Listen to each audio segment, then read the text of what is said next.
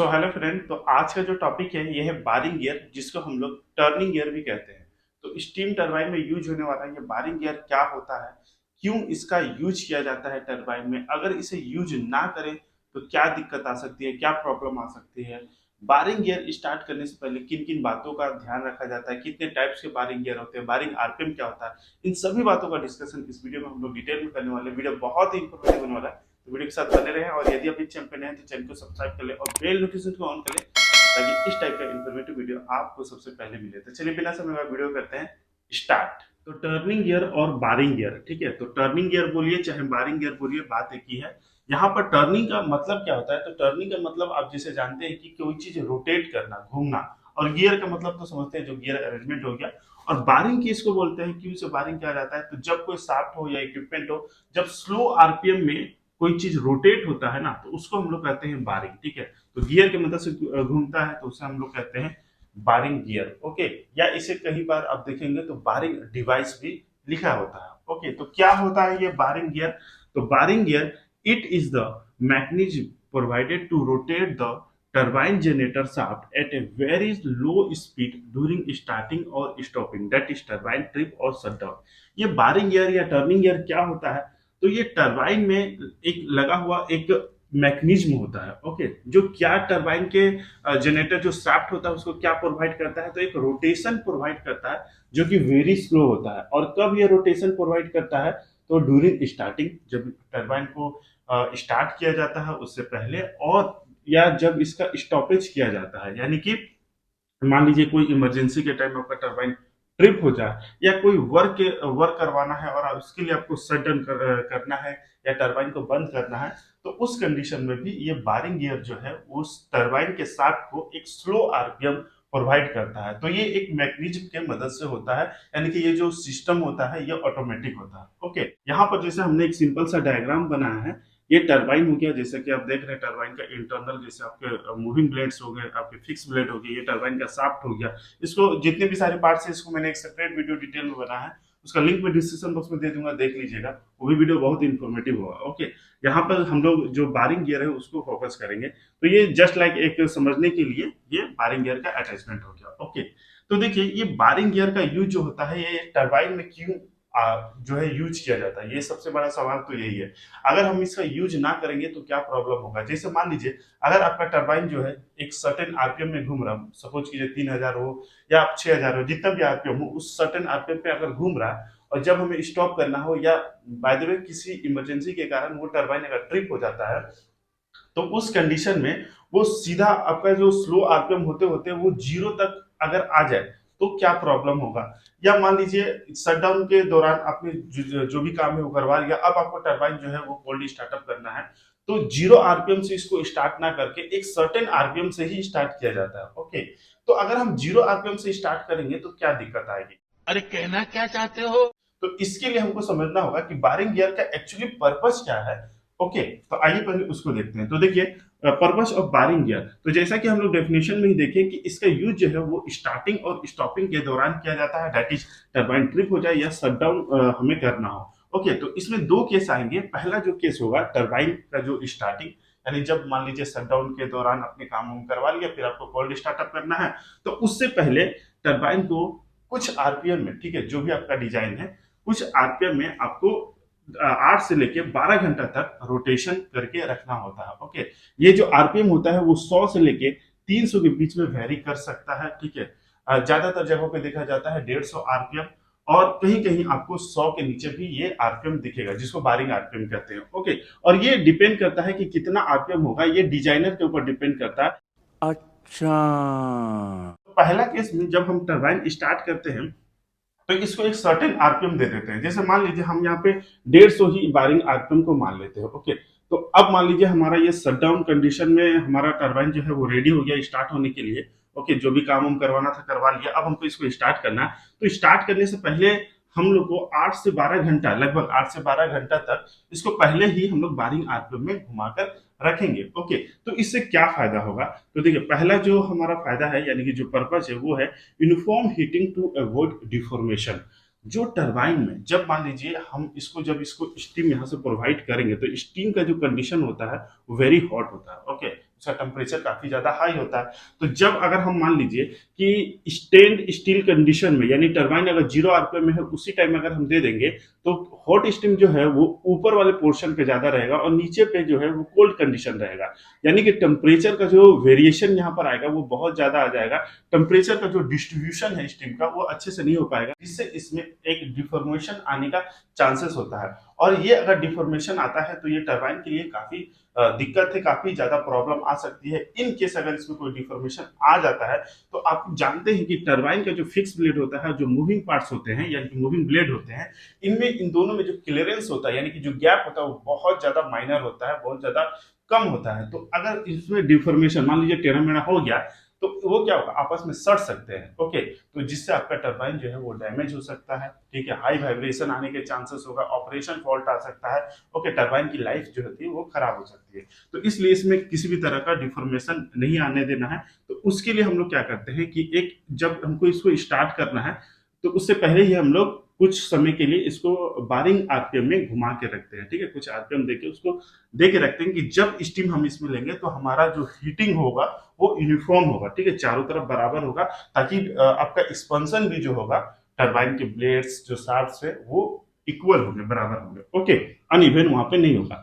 Next क्या इसका फायदा है, तो अवॉइड सडन स्टीम फ्लो। मान लीजिए अगर ये 0 आरपीएम में रहेगा और हम अगर इसको रोलिंग करेंगे, ठीक है, रोलिंग करेंगे तो आपका जो स्टीम अगर हम लेंगे तो इसको सडन टॉर्क के लिए, यानी कि स्टार्टिंग जो आरपीएम जो है प्रोवाइड करने के लिए 0 से, यहाँ पे ज्यादा जो स्टीम का रिक्वायरमेंट होगा। जैसे इसको एक एग्जांपल से समझते हैं, जैसे बाइक हो या गाड़ी हो, आपने जब इंजन स्टार्ट करते हैं तो स्टार्टिंग के दौरान आप हमेशा याद रखिएगा कि जो आपका फ्यूल का जो खर्च होता है वो सबसे ज्यादा होता है। जब गाड़ी हमारा एक निश्चित आरपीएम एक स्पीड में आ जाता है तब वहां पर जो फ्यूल होता है वो इकोनॉमिक होता है, और वहां पर जितना रिक्वायरमेंट है स्पीड के अनुसार, आपके वहां पे लोड के अनुसार फ्यूल का खपत होता है। तो स्टार्टिंग के दौरान वहां पर फ्यूल जो होता है वो ज्यादा लगता है। ठीक वही कैसे यहाँ पे जब हम सडन जब 0 से आरपीएम यहाँ पे प्रोवाइड करेंगे तो यहाँ पे हमारा स्टीम का खपत ज्यादा होगा। तो ये भी एक तरह से यहाँ पे जो सडन फ्लो है स्टीम का उसको अवॉइड करता है अगर ये आरपीएम हम यहाँ पे प्रोवाइड करा देते हैं। ओके, नेक्स्ट जो है प्रोवाइड इनिशियल टॉर्क। ये एक इनिशियल टॉर्क प्रोवाइड करके रहता है, यानी अगर ये पहले से ही आरपीएम में रहेगा तो क्या होगा, जब हम इसमें स्टीम लेंगे तो ये आसानी से मूवमेंट करेगा। जैसे कि आपने बचपन में साइकिल जरूर चलाया होगा, साइकिल जब आप सडनली चलाते हैं, जब 0 आरपीएम से लगाते हैं तो उसमें आपको ज्यादा फोर्स देने की जरूरत पड़ती है। ठीक है, शुरुआती दौर में जब वो एक निश्चित आरपीएम पे आ जाता है, घूमने लगता है, तो उस समय आप जो पैडल है वो आसानी से मार पाते हैं। तो उसका कारण यही है। ठीक है, इनिशियल में टॉर्क देने के लिए आपको ज्यादा फोर्स लगाने की जरूरत पड़ती है, लेकिन जब एक बार टॉर्क प्रोवाइड हो जाता है तो आप आसानी से उसे घुमा सकते हैं। तो यहाँ पर भी वही चीज है कि एक इनिशियल टॉर्क मिल जाता है, जिससे जब हम रोलिंग करेंगे तो आसानी से हमारा रोलिंग हो जाएगा। ओके, नेक्स्ट जो है avoid high vibration and jerk. तो अगर हमारा जब आसानी से रोलिंग होगा तो उसमें जो हाई वाइब्रेशन आने के जो चांसेस है, जो जर्क आने के चांसेस है, वो भी मिनिमाइज हो जाएंगे। वरना अगर हम सडन स्टीम लेंगे 0 आरपीएम से तो एक सडन टॉर्क के लिए हमारे टरबाइन में एक सडन जर्क आएगा, हाई वाइब्रेशन आने के चांसेस होंगे, बियरिंग डैमेज होने के चांसेस रहेंगे। तो इन सभी को ये अवॉइड करता है यदि अगर हमारा बारिंग गियर हम पहले देकर रखते हैं। तो यही पर्पज होता है कि स्टार्टिंग के दौरान टर्निंग गियर या बारिंग गियर को लाइन में लिया जाता है। अब केस 2 देखते हैं। तो सपोज कीजिए आपका टरबाइन जो है वो एक सडन आरपीएम पे रोटेट कर रहा है, नॉर्मल पावर जनरेशन हो रहा। अगर मान लीजिए आपको शट डाउन लेना है या किसी इमरजेंसी से आपका टरबाइन ट्रिप हो गया, तो इसको जब ये टरबाइन जब आपका कोस्टिंग डाउन होगा यानी आरपीएम आपका धीरे धीरे लो होगा, तो इसको हम लोग को 0 नहीं होता है। ठीक है, इसको एक सर्टेन आरपीएम पे लाके, मतलब जिसको बारिंग गियर कहते हैं, जैसे आपको हमने यहाँ पे 150 माना तो इस 150 आरपीएम पे लाना है। ठीक है, तो इससे क्या फायदा होता है। ओके, तो देखिए अगर मान लीजिए कि अगर ये 0 हो जाएगा, ओके, तो क्या यहाँ पे दिक्कत आएगी। तो जैसे मान लीजिए ये 0 हो जाएगा तो इसमें क्या है, इसमें हॉट स्टीम है। तो हॉट स्टीम क्या होगा कि ऊपर की ओर जाएगा और जो कोल्ड स्टीम है वो नीचे की ओर रहेगा। तो इसमें भी एक अनइवन जो है एक्सपेंशन और कॉन्ट्रैक्शन होंगे। ओके, जिसकी वजह से डिफॉर्मेशन होने का चांसेस होगा और उससे भी वही दिक्कत आएगी, जो आपके टरबाइन जो है वो डैमेज हो सकते हैं। इसलिए आपका जब टरबाइन स्टॉप किया जाता है या किसी कारण से ट्रिप हो जाता है तो उस कंडीशन में यूनिफॉर्म कूलिंग होते रहे आपके टरबाइन ब्लेड्स, रोटर का, ठीक है, केसिंग का, तो उस केस में आपका जो बारिंग गियर है इसको प्रोवाइड किया जाता है। जब कभी भी अगर शटडाउन लिया जाता है तो उस कंडीशन में बारिंग गियर को लगभग 24 से लेकर 48 घंटा जो है वो लाइन में लेकर रखा जाता है, यानी उतना देर तक वो आरपीएम में घूमता रहेगा। और बारिंग गियर कब स्टॉप करेंगे तो ये केसिंग टेम्परेचर के ऊपर भी डिपेंड करता है। जैसे मान लीजिए अगर 120 डिग्री के आसपास आपका टेम्परेचर आ जाता है या इसके नीचे चला जाता है तो उस केस में हमारा बारिंग गियर जो है वो बंद हो जाता है। ओके, तो इससे अगर हम बारिंग गियर को अगर लेते हैं तो इससे हमारा फायदा क्या है कि provide uniform cooling to avoid deformation that is sagging and hogging. तो देखिए जो डिफॉर्मेशन होता है उसी को हम लोग सैगिंग एंड हॉगिंग होते हैं कहते हैं। ओके, सैगिंग का मतलब क्या है कि जब टरबाइन हमारा स्टेन स्टील कंडीशन में अगर आ जाएगा, ठीक है, तो ये अपने सेल्फ वेट के कारण, क्योंकि हमारा एक हेवीएस्ट पार्ट होता है, सबसे भारी पार्ट होता है ये रोटर, ठीक है।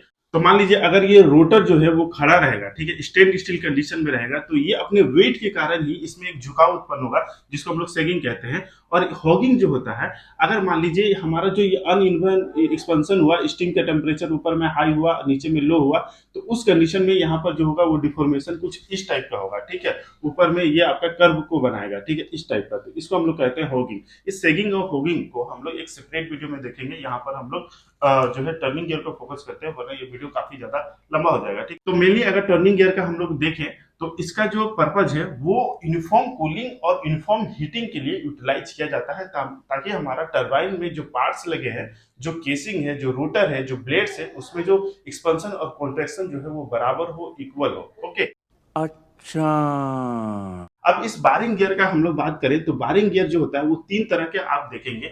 एक होता है इलेक्ट्रिक टर्निंग गियर, एक होता है हाइड्रोलिक और एक होता है हैंड बारिंग सिस्टम, ठीक है। तो देखिए इलेक्ट्रिक यानी कि इलेक्ट्रिक से रोटेट करें, हाइड्रोलिक यानी कि हाइड्रोलिक ऑयल से ऑपरेट होगा, और hand barring in case of emergency, ठीक है। ये दोनों केस तो मान लीजिए आपका ऑटो में वर्क कर लिया, ठीक है, जब जब भी आपका रिक्वायरमेंट हो, जब भी आपको बारिंग गियर में लाना हो तो ये यहाँ पे वर्क करता है। लेकिन मान लीजिए इन केस आपका पावर फेलियर हो गया, ब्लैकआउट ही हो गया, तो उस केस में क्या होगा कि आपको हैंड बारिंग की जरूरत पड़ेगी, क्योंकि ये खुद से तो रोटेट होगा नहीं, खुद से तो फंक्शन करेगा ना, तो हमें मैनुअली इसको बारिंग में लाना है, क्योंकि बारिंग में तो हमें एनी हाउ लाना ही, वरना हमारा टरबाइन जो है वो सीज हो जाएगा। ओके, और ये बहुत ही क्रिटिकल सिचुएशन हो जाता है। तो उस केस में क्या होता है कि हमें हैंड बारिंग की जरूरत पड़ती है, और वहां पर हैंड बारिंग देकर ही हम लोग इसको स्लो आरपीएम जो है वो प्रोवाइड कराते हैं। याद रखिए टर्निंग गियर या बारिंग गियर को लाइन में लेने से पहले दो चीज आपको हमेशा ध्यान में रखना है।